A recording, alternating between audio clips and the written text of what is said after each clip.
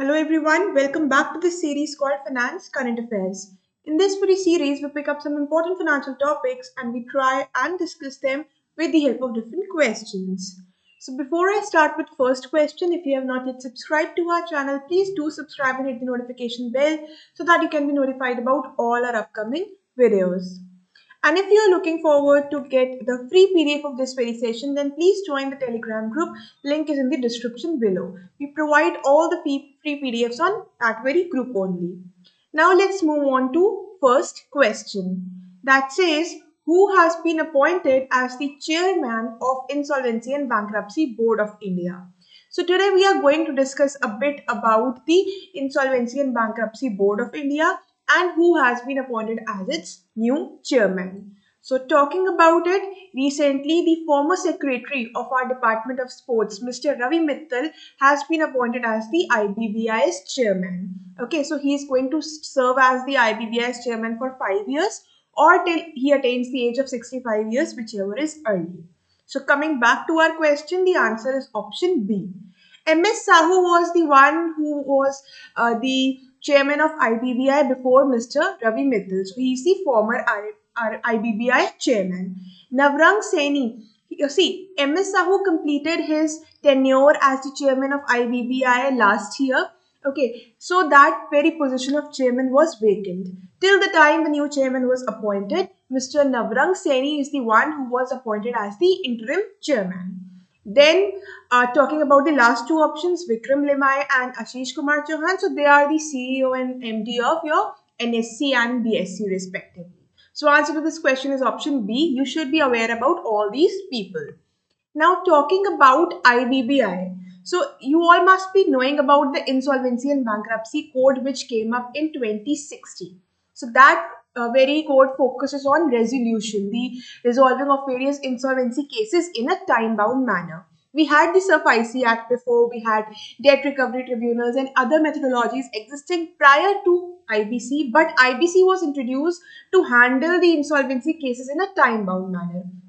2016 में IBC code आया ताकि इंसॉल्वेंसी रेजोल्यूशन के केसेस टाइम बाउंड मैनर में कंप्लीट हो सके और एनपीए की जो ग्रोइंग प्रॉब्लम है जो वो सब प्रॉपर्ली रिड्रेस हो सके. So it was the law to deal with all the insolvency and bankruptcy cases in India.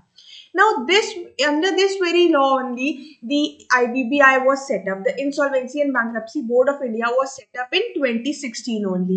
जब IBC code आया था तभी IBBI भी set up हुआ था and it is one of the most important pillars of IBC code. So Insolvency and Bankruptcy code के 4 pillars हैं जो भी हम discuss करेंगे, जिनमें से एक है Insolvency and Bankruptcy Board of India. What is the role of this very board? So it makes all the necessary laws and also amends them, and these laws deals with all kinds of insolvency resolution cases in a time-bound manner.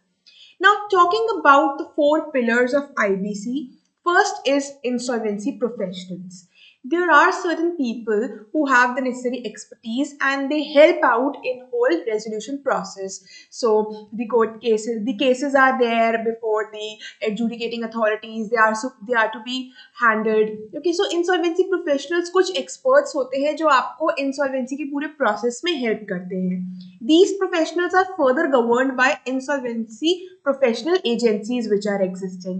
Okay, then coming to information utility. So there are certain firms which keep a track record of all the lenders. The database of lenders is maintained with these information utilities. They share the financial information during this resolution process. So किस lender के पास किस lender ने किसको कितना land किया, इन सब चीजों के related database information utilities maintain करते हैं and they share this financial information during the insolvency resolution cases. Then talking about adjudicating authorities. So the ones who are going to handle this insolvency case, there is an NCLT, okay, the Company Law Tribunal which deals with the insolvency cases of corporate persons. Then there are Debt Recovery Tribunal. Debt Recovery Tribunal is also an adjudicating authority which deals with various insolvency cases of the individuals, of the partnership firms. So जितना भी insolvency resolution के cases है, corporate persons related cases NCLT जो है वो handle करती है and जो debt recovery tribunal है वो individuals और partnership firms related cases handle करती है. So both of these are the adjudicating authorities.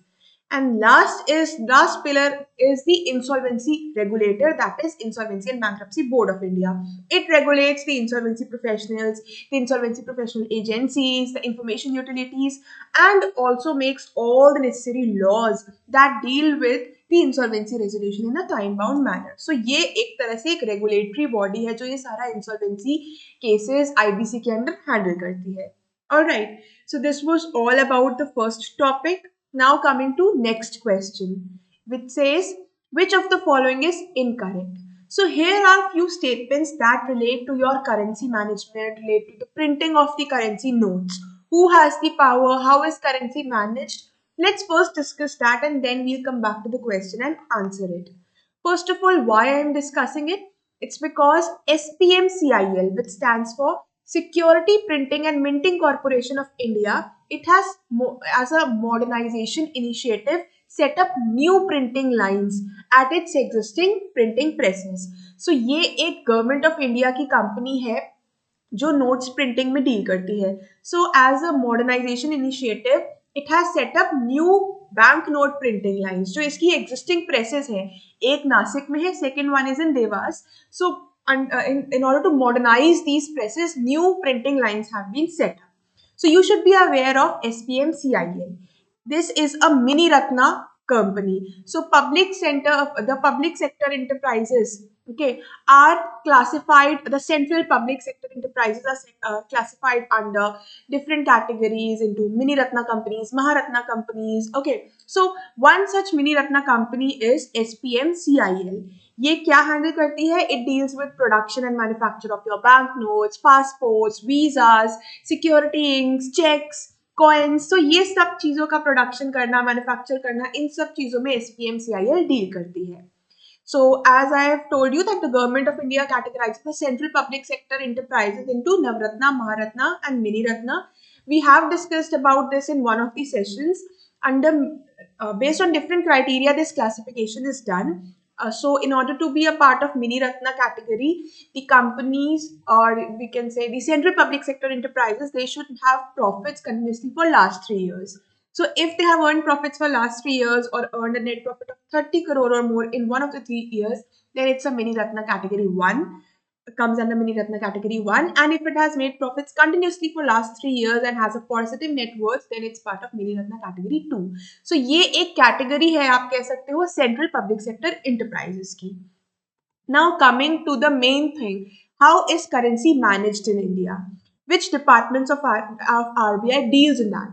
So RBI has a department of currency management. RBI का ये जो currency management department है, ये आपकी currency management पूरा जो फंक्शन है उसको एडमिनिस्टर करता है, उसके साथ डील करता है. So we have to issue the new notes, designing of new notes, printing of those new notes, forecasting how much is the demand for new notes or the coins. Then there are certain notes which are unfit for circulation. So taking back those notes, all those things are handled by this very department. So banknotes design करना, उनकी demand forecast करना, smooth distribution ensure करना coins का, notes का country में, unfit notes को circulation से हटाना, make sure करना that bank notes are not fake, their integrity is maintained. So all this is handled by the Department of Currency Management. Now talking about that, from where does this department gets the money in order to circulate. So ये पैसा print कहाँ से होता है जो Department of Currency Management economy में circulate करेगा? There are 4 printing presses जहाँ पे currency हमारी print होती है. 4 printing presses are there. 2 are owned by government and 2 by RBI. Alright. So जो 2 printing presses government own है, वो government कैसे own करती है? Government owns these 2 presses through its corporation called Security Printing and Minting Corporation of India. So ये जो अभी हमने SPMCIL के बारे में डिस्कस किया, इसके थ्रू गवर्नमेंट 2 प्रेसेस रन करती है जो हमारी करेंसी और कॉइन्स प्रिंट करने में डील करती है. So the 2 presses are at Nashik and Dewas. One is in western India, other is in central India.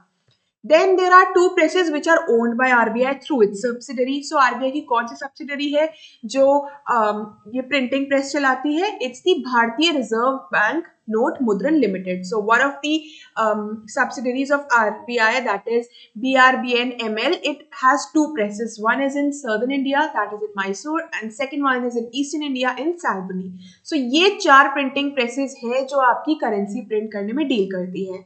Alright. Now coming back to our question. So we have to identify the incorrect statement.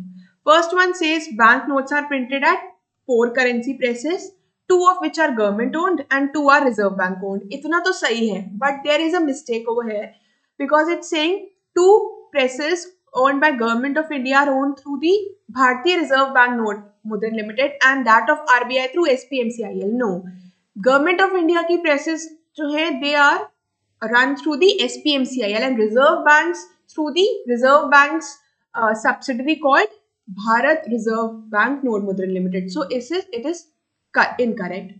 Second one says currency presses of SPMCIL are at Nasik and Dewas. This is correct. That of the Bharatiya Reserve Bank Note Mudran Private Limited are at Mysore and Salbani. This is also correct. So only A is incorrect. Answer is option A. Now coming to third question. Which of the following is correct? So recently RBI has cautioned against the forex transactions, right? So let's discuss a bit about that. Then we'll come back to the question and answer it. So talking about this first, RBI has warned against the foreign exchange trading sites. Now there were various electronic trading platforms that were existing which were offering various foreign exchange transactions. But these platforms were not authorized by RBI. So that led to a lot of loss to the people, and so RBI has cautioned them not to undertake the foreign exchange transactions through these unauthorized electronic trading platforms. आप foreign exchange transactions जो है वो stock exchanges के through कर सकते हो, BSE है, NSE है. You can also do them through the electronic trading platforms, but it's important that you should do such transactions only through the authorized trading platforms only.